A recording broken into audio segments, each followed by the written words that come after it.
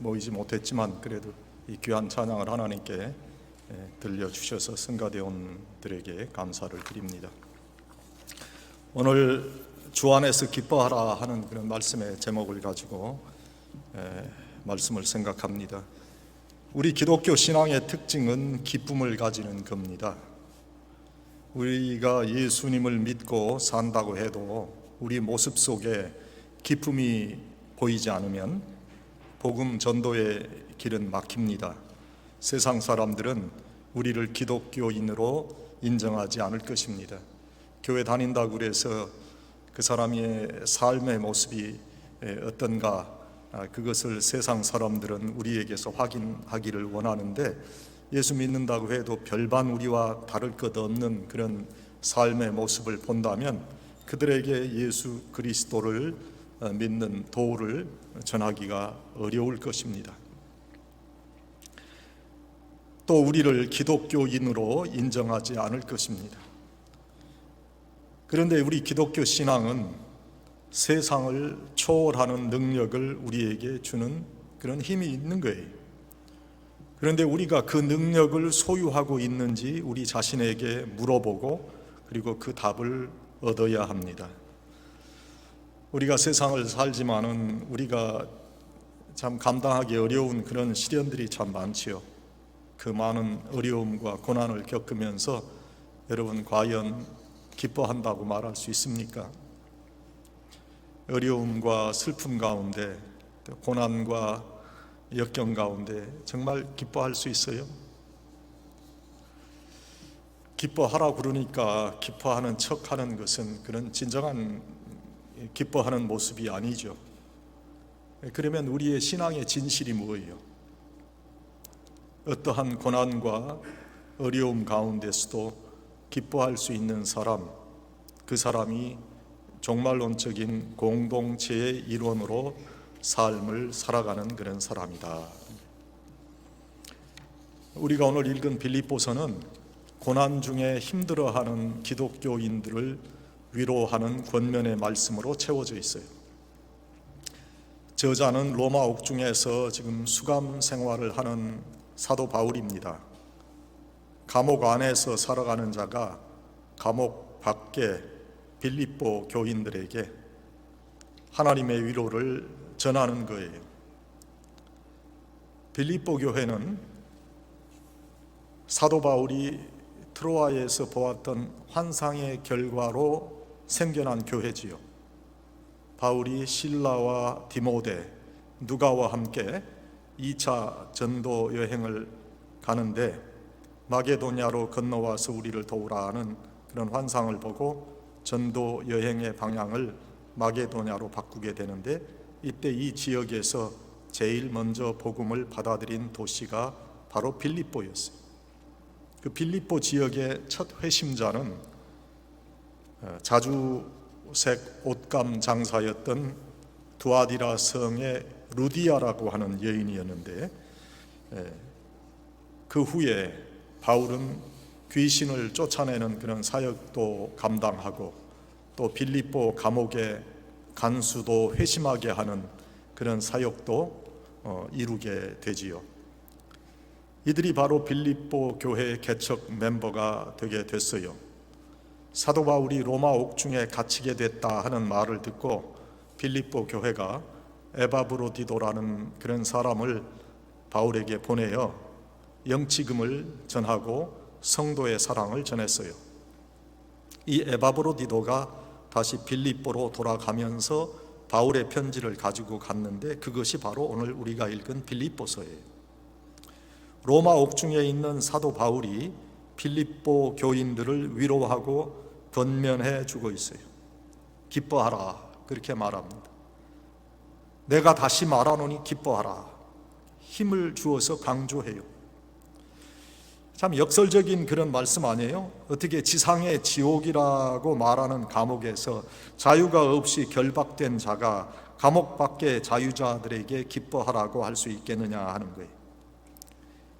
이 사도 바울의 기쁨의 원인은 바로 이 땅의 모든 일들을 초월하는 영적 능력에 있었던 것입니다. 오늘 우리도 사도 바울을 통해서 주시는 이 말씀의 능력을 사모하고 그 말씀에 살 수 있다면 기쁨의 사람이 될 수 있는 거예요. 다시 말씀드립니다마는 우리 기독교 신앙의 특징은 기쁨을 가지는 거예요. 그래서 어떤 이가 기독교는 잔치집이고, 그리고 불교는 초상집이고, 그리고 유교는 제사집이다, 그렇게 표현을 했어요. 우리가 예수 그리스도를 믿고 산다고 해도 우리 모습 속에 기쁨이 없으면 정말 전도가 될 수 없습니다. 또 세상 사람들이 우리를 진정한 기독교인으로 인정하지 않습니다. 저 사람들은 위선적인 사람들이다, 그렇게 우리를 평가할 것입니다. 우리가 그 능력, 기쁨의 능력을 소유하고 있는지 우리에게 한번 물어보고 그 답을 우리가 분명히 얻어야 됩니다. 여러분, 고난의 시간을 지나면서도 과연 기뻐할 수 있다고 여러분 말할 수 있습니까? 어려움과 슬픔 가운데, 역경 가운데 정말 기뻐할 수 있어요?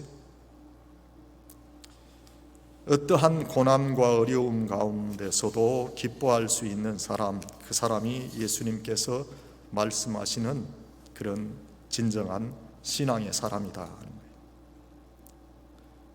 세상 사람들 생각으로는 사람이 건강하게 오래 살고 물질이 풍성하고 또 인간관계에 막힘이 없는 그런 삶을 살면 그건 축복된 삶을 살고 있다고 생각할 것입니다. 그런데 우리 그리스도인의 삶 가운데 그러한 모습이 나타나지 않고 있는 것은, 그것은 하나님께서 함께 하시지 않았기 때문입니까? 예수 믿는 사람들은 코로나 감염이 안 되나요? 예수 잘 믿는 그런 성도들도 코로나에 감염이 되더라고요. 그렇잖아요? 예수 믿는다고 항상 좋은 일, 세상적인 그런 관점에서 막힘이 없는 그런 일만 일어나야 되는 건가요? 하나님은 악인과 선인에게 고루 비를 내리시는 분이에요. 우리도 똑같이 세상 사람들과 똑같은 환경에 노출되어 있는 거예요. 단지 다른 점은 그러한 세상의 환경을 다른 관점으로 보면서 그 가운데 하나님의 뜻을 깨닫고 그 가운데서 기뻐할 수 있는 그 사람들이 진정한 기독교인이다 하는 거예요. 예수 잘 믿는 분도 어떤 분은 일찍 하나님 앞에 가신 분도 있고, 예수를 진실되이 섬겼음에도 물질적으로 여유가 없는 그런 분도 있어요. 그런 분들을 만나고 또 그 주위의 사람들을 만나며 그분들이 불행한 것 같다고 느끼게 되고 우리에게 기쁨이 없다면 우리는 참된 예수를 만나지 못한 사람이에요. 예수를 믿는다고 하는 것은 삶과 죽음을 초월한 능력을 가지는 사람이 되는 거예요. 그래서 세상이 감당할 수 없는 사람이 된다, 그렇게 말하는 거예요. 비록 육신의 죽음과 고통이 우리에게 다가온다고 해도 참된 기쁨을 소유할 수 있는 것은 하나님의 나라와 영생이 확실하기 때문에, 우리 신앙은 이 하늘나라와 영생을 계속해서 우리의 사는 날 동안 확인하고 확인하는 거예요. 영적 체험과 신비로운 성령의 은사 체험, 이러한 하늘나라의 실제를 우리로 확신하게 해주는 거예요. 찬송가 204장에 보면 예수를 나의 구주 삼고 성령과 피로서 거듭나니 이 세상에서 내 영혼이 하늘의 영광 누린다 그러잖아요. 온전히 주께 맡긴 내 영, 사랑의 음성을 듣는 중에 천사들 왕래하는 것, 하늘의 영광이 보인다. 이것이 나의 간증이고 이것이 나의 찬송일세. 나 사는 동안 끊임없이 구주를 찬송하리로다. 이런 찬송을 진정으로 부를 수 있는 자, 어떠한 삶의 환경 가운데도 기뻐할 수 있는 거예요. 이 기쁨을 간직할 수 있는 신앙인이 되어야 돼요. 그래서 나에게 이 신앙의 기쁨이 없다면 내 신앙을 진실한 것인가 한번 확인해 봐야 돼요. 먼저 주님께서 내 죄를 사하심을 믿어야 기쁨이 우리에게 있는 거예요. 죄의 모습을 가지고는 하나님과 화평을 이룰 수 없어요. 우리의 원죄라 할 수 있는 죄의 경향성은 이미 예수님의 십자가 은혜로 사함 받은 거예요. 그러나 우리의 삶에 거듭해서 나타나는 죄의 모습이 있음을 우리는 부인할 수 없습니다. 온전한 성화를 이루지 못해서 감리교에서 말하는 제2의 은혜, 제2의 은총, 세컨 그레이스에 이루지 못해서 말과 행동에 계속되는 실수와 부족함이 있다는 거예요. 이러한 자범죄로 인해서 하나님과의 관계가 멀어졌다면 속히 그 멀어진 관계를 하나님과 친밀한 관계로 회복시켜야 합니다. 내 범죄함으로 하나님과 멀어진 거리가 생긴 사람들은 마음에 기쁨이 있을 수가 없어요. 과거의 잘못으로 인해 지금 내가 고난과 어려움을 겪고 있다고 생각하기가 쉽습니다. 죄의 결과로 인해서 지금 내가 고통을 받고 있다고 생각합니다. 심판의 결과라고 생각합니다. 여러분 꼭 그렇다고 생각하십니까? 판단의 기준은 우리가 회개했는가 하는 거예요. 우리가 예수 그리스도의 이름으로 우리의 죄사함을 하나님 앞에 간구했다면 현재 내 삶에 나타나는 어려움과 고난은 꼭 죄의 결과와 하나님의 심판은 아니라고 생각해야 돼요. 범죄함에 대한 회개가 없었다면 우리가 당하는 고난과 고통은 죄를 깨닫게 하시고 회개하게 하시는 하나님의 인도하심이에요. 그래서 죄에 대한 회개가 이루어지지 않은 사람들은 죄를 회개하는 기도를 반드시 할 수 있어요. 주님께 죄를 다 내어놓고 회개했다면 현재 우리가 당하는 고난은 그리 큰 문제가 될 게 아니에요. 존재의 근원 되시는 예수님께서 우리와 함께 하시기 때문이고, 이러한 의식을 가지면 참된 기쁨의 사람으로 살아갈 수가 있다 하는 거예요. 우리 주님은 미쁘시다고 그랬어요. 우리가 우리의 죄를 고백하면 그 죄를 용서하시고 기억하지 아니하십니다. 우리가 비록 어떠한 죄를 지었든지 상관하지 않으세요. 주님께 기도하고 죄의 용서를 구하면 주님은 우리를 용서하시고 구원해 주세요. 큰 죄로 인해서 주님 제가 염치가 없습니다, 감히 고개를 들 수가 없습니다. 그래도 주님은 그런 자를 기다려 주세요. 세상에서 죄인의 대표격이라 할 수 있었던 세리와 창녀도 주여 죄인이로소이다 나를 불쌍히 여겨 주시옵소서 이렇게 기도했을 때 예수님은 긍휼과 인자로 용서하시고 제자로도 삼아 주셨어요. 그래서 우리도 주님을 바라보고 회개의 기도를 꼭 드려야 돼요. 그때 마음의 평안과 참된 기쁨을 심령에 소유할 수 있어요. 시편 86편 5절에 보니까 주는 선하사 사유하시기를 즐기시며 주께 부르짖는 자에게 인자함이 후하심이니이다, 그렇게 말씀해 주시고 있어요. 세상에서 어떤 무섭고 감히 말로 형언할 수 없는 죄를 지었다 할지라도 예수님께 나아와 죄를 회개하면 사함 받을 수 있어요.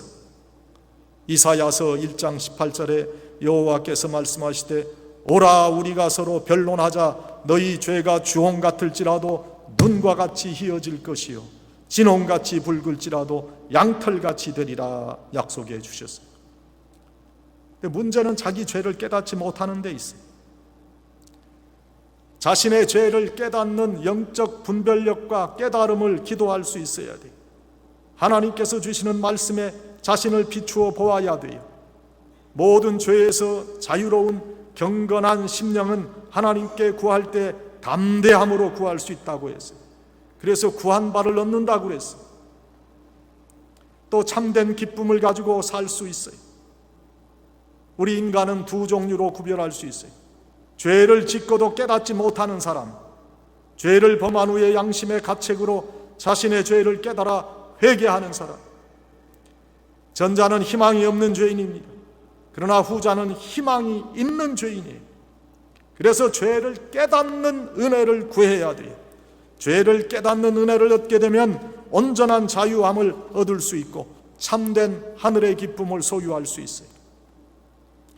신앙이 성숙하지 못할 때에는 죄라고 생각하지 못했던 것들이 성숙한 신앙의 사람이 된 후에 모두 죄로 여겨지게 되는 거예요. 그전에는 부인에게 큰 소리 치는 거 그 죄라고 생각 안 했는데 신앙이 성숙해 보니까 부인한테 큰 소리 내는 것도 이게 잘못된 것으로 여겨진다는 거예요. 계속해서 깨닫게 되는 죄를 예수님께 다 아뢰고 회개한 심령에는 기쁨이 넘치게 된다. 주님께서 내 죄를 사해 주셨다 믿을 때 기쁨이 있는 거예요. 두 번째, 주님과 동행하면 기쁜 거예요. 존재의 근원이시요 우리의 삶의 주인 되시는 주님과 동행하면 어떠한 삶의 고난 속에서도 기뻐할 수 있어요. 스펄전 목사님이 이러한 말씀을 남겼어요. 실망한 신자여 위로의 주님께 가서 위로를 구하라. 펌프가 말라 있을 때 물을 길어 넣듯 주님께 나아가 그의 기쁨을 당신의 마음속에 부어 넣으라. 그리하면 당신의 기쁨이 넘치리라. 요한복음 14장 27절에 예수님께서 평안을 너희에게 끼치노니 곧 나의 평안을 너희에게 주노라. 내가 너희에게 주는 것은 세상이 주는 것 같지 아니하니라. 너희는 마음에 근심도 말고 두려워하지도 말라 그랬어요. 여러분 인생에 고독과 불안과 슬픔과 염려를 가졌다고 해도 주님을 바라보고 주님과 동행하면 위로와 평강, 참된 기쁨을 누릴 수 있는 거예요. 여러분 인생이 단순합니까? 참 복잡하지요. 평안할 때 우리는 자신만만해하고 큰 소리 쳐도 심각한 인생의 문제를 만나게 되면 앞이 캄캄하고 어찌할 바를 모르고 당황하게 됩니다. 믿음도 없고 마치 세상 사람과 똑같이 행동하는 거예요. 이러한 믿음 없는 행동을 하지 않으려면 주님과 동행해야 돼요. 주님과 동행하면 평안이 있어요. 참 기쁨을 소유할 수 있어요. 인생의 풍파를 만나거든 여러분 내가 주님과 함께 동행하고 있는가 먼저 생각해 보세요. 풍랑을 만나 어찌할 바 모르고 두려워하던 제자들의 배를 향해서 예수님은 바다 위를 걸어오셨잖아요. 그리고 뭐라고 말씀하셨어요? 두려워 말라 그렇게 말씀하시고 바다를 잔잔하게 만들어 주셨어요. 부활하신 주님은 다락방에서 무서워 떨고 있는 제자들에게 오셔서 그들을 위로하시고 평안과 기쁨을 주셨어요. 주님께서는 우리에게 위로와 평안을 주시는 분이에요. 어떠한 고독과 불신과 슬픔과 불안과 염려를 가지고 있다 해도 주님을 바라보고 주님과 동행하면 위로와 평강을 누리고 기뻐할 수 있는 거예요. 출애굽한 이스라엘 백성들은 하나님께서 그들과 함께 동행하시는 증거를 받았어요. 구름 기둥과 불 기둥의 인도하심이었어요.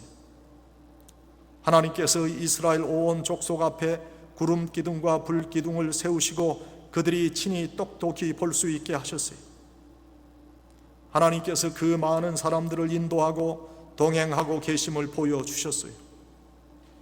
우리가 이 구름 기둥과 불 기둥의 사건을 통해서 배울 수 있는 것은 여호와 하나님의 동행이라 하는 교훈이에요. 분명한 것은 하나님은 택한 백성들을 이 땅에 홀로 두시지 않는다 하는 거예요. 그들의 인생의 때에 동행해 주세요. 어디에서 무엇을 하든지 하나님의 동행하심이 있다는 것을 잊어서는 안 됩니다. 때로는 사망의 음침한 골짜기에 있다 할지라도 하나님의 동행하심이 있다는 것을 잊지 말아야 합니다. 감리교 창시자인 요한 웨슬레가 영국에서 미국으로 오기 위해서 대서양을 건너게 됐어요. 그런데 바다에 풍랑이 일었습니다. 모든 사람들이 죽는다고 소란을 떠는데, 두려워하는데 요한 웨슬레는 태연했어요. 어떤 이가 물어보았습니다. 어찌하여 목사님 그렇게 태평하십니까? 그때 웨슬리 목사님이 이렇게 말했습니다. 저는 하나님과 동행하고 있습니다. 하나님과 동행하는 길을 갈 것입니다. 하나님께서 저를 천국으로 인도하면 천국으로 갈 것이고, 저를 미국으로 인도하면 미국으로 갈 것입니다. 저는 하나님과 동행하고 있으니 아무 염려 없습니다. 그렇게 말했다는 거지요. 우리 가운데 이 시간 말로 닿을 수 없는 시련 속에 있는 분들이 있을 거예요. 그 시련의 때에 하나님께서 나와 함께 하시는가 하고 의심하지 마세요. 하나님도 우리와 함께 아파하세요. 그러나 조만간 우리를 시련과 환난이 없는 곳으로 인도하실 거예요. 날이 더우면 구름 기둥으로 뜨거운 햇볕을 가려주실 것이고, 날이 추우면 불 기둥으로 따뜻하게 해 주실 것입니다. 주님과의 동행의 역사를 기억해야 돼요. 이스라엘 백성들의 출애굽 시대와 다르지 않은 환경에 우리도 노출되어 있어요. 우리의 생명이 사방으로 노출된 채 위협을 받고 있어요. 그러나 우리의 주님이 우리와 동행하시기에 염려 없습니다. 오히려 든든한 동행자가 있기에 기뻐할 수 있어요. 여러분, 코로나 팬데믹의 시대에 하나님께서 함께 하신 귀한 증거를 가지고 있잖아요. 우리가 어려움 당할 때 그 어려움에서 우리를 구출해 주시는 분과 함께 인생을 산다는 것은 기쁨이 아닐 수 없어요. 주님은 우리의 인생길이 힘들고 어려울 때마다 우리를 업고 가시는 분이에요. 어린 시절 부모님과 길을 갈 때 시냇물을 건너가려면 다리가 짧아서 건너기 어려운 우리들을 번쩍 들어 안고 건너던 아버지와 어머니를 기억하지 않아요? 길을 걷다가 다리가 아프다고 하면 등에 업고 가시던 부모님과 같이 우리의 인생길을 동행하시는 하나님이 계시기 우리에게 기쁨이 있는 것이다. 여러분, 매일 매순간 하나님과의 동행을 확인하세요. 육신의 눈에 보이시지 않지만 하나님께 묻고 또 물어보세요. 예수님께서 우리에게 이런 말씀 주셨잖아요. 내가 세상 끝날까지 너희와 함께 있겠다. 마태복음 28장 20절에 그렇게 말씀을 주셨어요. 성령 충만한 사람과 그렇지 않은 사람의 차이는 하나님과 동행하는 사람인가 아니면 그렇지 않은가의 모습으로 나타난다고 생각을 합니다. 하나님과 동행하는 자는 계속해서 자신의 삶 속에 하나님과의 대화를 쉬지 않는 자예요. 요란하게 신비한 환상을 봤다든지 음성을 들었다든지 하는 것보다 매 순간순간이 예수 믿는 자의 고상한 인격이 드러나는 사람이 성령 충만한 사람이에요. 거룩한 하나님과의 대화 가운데 이미 거룩한 하나님의 품성을 닮은 인격자로 변화되고 있기 때문에 이러한 기쁨이 우리에게 보여야 구원받은 하나님의 백성이라 할 수 있을 거예요. 하나님과의 동행의 기쁨이 생활 속에 충만하시기를 축원합니다. 그 다음에 주님께 맡기면 기뻐할 수 있어요. 하나님께서 우리의 영의 아버지가 되시고 우리는 그의 아들과 딸이라는 사실이 얼마나 귀한 축복입니까? 우리가 혼자서 담당하고 괴로워해야 할 일을 부모님께 맡기고 그들이 해결해 주시는 기쁨 속에서 우리는 자라왔잖아요. 제 동생이 어릴 때 중학교 다닐 때 야구를 하다가 어떻게 자기 친구하고 좀 불화가 있었는지 그 야구 방망이로 머리를 때려가지고 병원에 입원하게 되는 그런 일이 있었어요. 그러니 이게 얼마나 큰 일입니까? 이게 잘못되기라도 하면. 그런데 저희 아버지하고 어머니가 그 문제를 위해서요, 정말 어릴 때 내가 보니까 책임지시고 그 일을 하시는 거 보니까, 야, 이게 그 자녀들이 이렇게 문제를 일으켜도 부모가 저렇게 감당하는구나, 그런 걸 제가 봤어요. 저는 상당히 독립심이 좀 커서 어릴 때부터 그런 부모에게 잘 의지하지 않으려는 그런 마음이 좀 있긴 있었어요.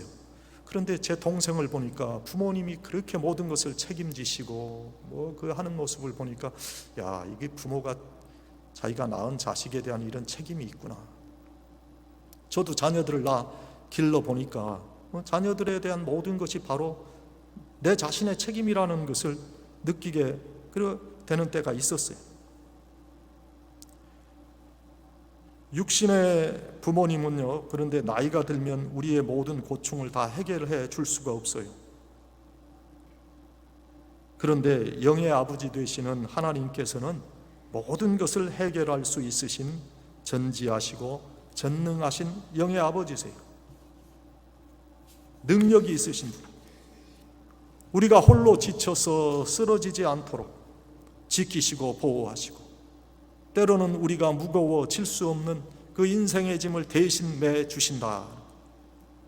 누군가 해결해 주시는 분이 우리와 함께 있다는 것처럼 기쁘고 즐거운 일이 어디 있어요? 여러분, 말씀대로 산다고 그러시죠? 말씀대로 내가 살고 싶습니다. 그런 말씀대로 사세요. 베드로전서 5장 7절에 보니까 너희 염려를 다 주께 맡겨버리라. 이는 그가 너희를 권고하심이라 하는 말씀이 있어요. 그 말씀대로 사세요. 그래요. 우리의 삶의 염려를 주께 맡기세요. 주께 온전히 맡겨야 기쁨이 있는 거예요. 주님께 삶의 문제를 맡기고 기도하다 보면 깨달음을 주세요. 그 삶의 문제가 개인적인 정욕을 위한 것인지, 아니면 하나님의 백성의 삶의 필요를 위한 것인지, 하나님의 영광을 위한 것인지 깨달음이 있게 되는데, 그 깨달음이 있고 난 후에는 기도의 제목과 목적이 달라질 수도 있어요. 어쨌든지 이제 기도의 목적과 제목이 분명해지면 하나님께 온전히 맡기는 기도를 하면 돼요. 그리고 기다려요. 그때 우리가 상상할 수 없었던 응답의 결과가 우리에게 축복으로 다가오는 거예요. 온전히 주께 맡긴 영혼이 주님의 음성을 들을 수 있어요. 주님께 모든 것을 맡기고 살 수 있는 사람, 그 사람 주님의 자녀라는 고백과 함께 나는 주의 종입니다 라는 고백도 할 수 있는 자예요. 주님의 종으로 또 일꾼으로 산다면 피곤한 영혼이 안식을 얻는다는 거예요. 나는 주의 종입니다. 그런 고백은 주님은 내 주인이십니다. 그런 고백과도 같은 거예요. 종은 시키는 일만 실수 없이 잘하면 되지요. 그것이 종의 임무예요. 주인이 관장하는 영역까지 처리하게 되면 어떤 때 오히려 주인의 꾸중을 들을 수 있어요.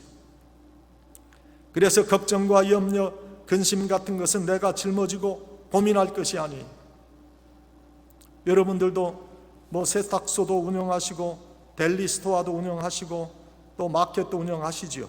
또 그곳에서 종업원으로 일하시는 분들도 있어요. 그런데 스토어 주인들은 매상을 걱정하고 렌트비 인상을 걱정해도 종업원은 그러한 걱정할 필요가 없어요. 스토어에서 주급받고 일하시는 분들은 일 끝나면 집에 와서 목욕하고 편안하게 쉬고 자면 되지만, 주인은 걱정과 근심, 염려로 잠을 설칠 때가 많아요. 알람 울려서 한밤중에 연락받고 나갔다 오면 피곤도 쌓이고 그래요. 그러나 종업원은 맡은 일에 최선을 다하면 그만이에요. 나는 주의 종입니다라는 고백 속에 자기를 낮추고 살겠다는 의미가 포함되어 있어요. 종은 높은 자가 아니라 낮은 자요, 섬기는 자요. 높은 자보다는 낮은 자가 마음의 염려와 근심, 걱정이 없는 거예요. 주님은 우리의 주인이시기에 우리의 염려와 근심과 걱정을 맡아서 해결해 주십니다. 세상의 주인들은 무책임하기도 하고 말을 바꾸기도 하고 시건하기도 하지만 우리의 주님은 절대로 그렇지 않습니다. 우리가 주님께 기도했던 모든 것들을 주님께서는 들으세요. 우리가 감당하기 어려웠던 일들을 해결해 주세요. 저는 개인적으로 지금까지 살아온 생애에 하나님께서 짐을 맡아주셨던 간증이 너무 많아요. 그 간증이 너무 확실하고 분명하기 때문에 또 다른 인생의 도전이 있다 해도 그리 염려하지 않아요.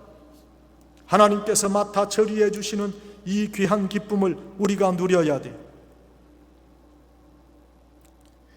그러나 하나님께 맡기고 진행하는 동안 세상이 감당할 수 없는 은혜와 간증을 누리게 되는 거예요. 여러분도 마찬가지일 거예요. 미국에 오게 된 과정, 또 미국에 와서 여러분 주위에 좋은 분들을 만나서 도움을 얻고 지금까지 살아왔던 그 모든 것들 가운데 하나님께 맡기고 살아온 인생의 간증이 많을 거예요. 우리 신앙이 뭐예요? 하나님을 의지하는 거예요. 인생의 어려움 가운데 도와주시는 하나님께 문제를 맡기고 도와주심을 믿고 그거 도와주심을 체험하며 살아가는 것이 신앙생활이지. 그게 기쁨이 있는 거 아니에요? 도덕적인 어떤 수행을 위해서 여러분 예수를 믿습니까? 그거 아니거든요. 인격자로 세워지기 위해서 여기서 도를 닦습니까? 그거 아니에요. 하나님께 맡기고 하나님께서 도와주심을 체험하며 기쁨으로 사는 것, 그게 기독교예요. 그렇게 강단에서 하나님께 맡기고 신앙으로 살아야 된다는 외침이 있어도 문제가 생기면 주님께 기도하지 않아요. 어떻게든지 세상적인 방법으로 문제를 해결해 보려고 하는 분들이 많아요. 저는 그런 분들을 보면 너무너무 답답해요. 예수님께서 뭐라고 하셨어요? 수고하고 무거운 짐진 자들아 다 내게로 오라 내가 너희를 쉬게 하리라 말씀하지 않았어요? 주님께 맡기라는 권면의 말씀보다 더 귀한 권면의 말씀이 어디에 있겠어요? 사람들의 위로와 권면은 일회적이에요, 가변적이에요, 부족한 거예요. 그러나 하나님께서 주신 말씀이 주는 권면과 위로는 불변하고 확실한 거예요. 그래서 주님께 맡기고 기도하는 우리가 돼야 돼요. 그래야 우리 심령 저 깊숙한 곳에서부터 내적 기쁨이 솟아나는 거예요. 우리 모두 인생에 문제가 많지 않아요. 해결할 수 없는 문제들이 얼마나 우리를 괴롭게 하는지 몰라요. 여러분, 주님께 맡기고 참된 기쁨을 누리세요. 내가 스스로 해결하겠다 하지 말고 아버지 되시는 하나님께 맡기세요. 하나님께서는 나 혼자서 해결하겠다고 하며 하나님께 맡기지 않는 자를 도와주지 않으세요. 하나님을 의뢰하는 자, 하나님께 맡기고 하나님의 신실하심을 의지하는 자를 사랑하시고 구원하시고 문제를 해결해 주세요. 그래서 참된 기쁨을 누릴 수 있어야 돼요. 사랑하는 여러분, 말씀을 맺습니다. 주님께 죄를 고하고 회개하고 기쁨을 누리기 바랍니다. 주님과 동행하며 기쁨을 누리기 바랍니다. 주님께 맡기고 기쁨을 누리는 여러분들이 되시기를 간절히 축원합니다. 아버지 하나님 감사합니다. 오늘 저희에게 귀한 말씀을 주신 것을 감사합니다. 주 안에서 기뻐하라 하신 말씀과 같이 기뻐하는 신앙인들이 되게 해 주시옵소서. 주님께서 내 죄 사하심을 믿고 주님과 동행함을 믿고 주님께 맡기며 살아가는 기쁨의 사람들이 다 되게 해 주시옵소서. 예수님의 이름으로 기도하옵나이다. 아멘.